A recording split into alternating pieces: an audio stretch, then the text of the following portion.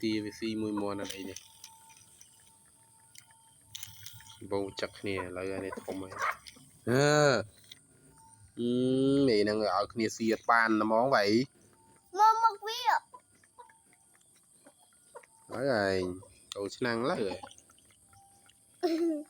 นางอันแบบนี้ปลาทอมกับปลา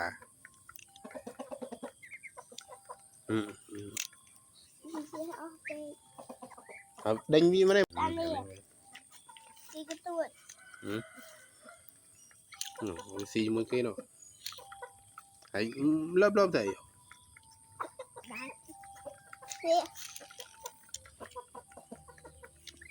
มันเป็นอะไรในเป่าเรือน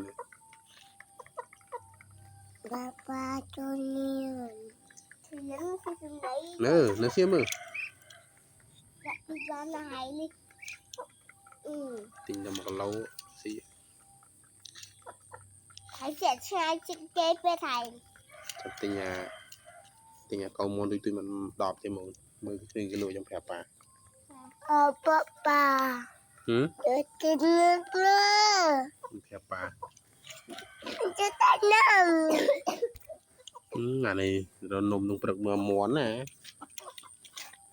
ตัวนี้น้ไม่แจ้ไปรู้จะช่างไหนอันเอาซีได้เลย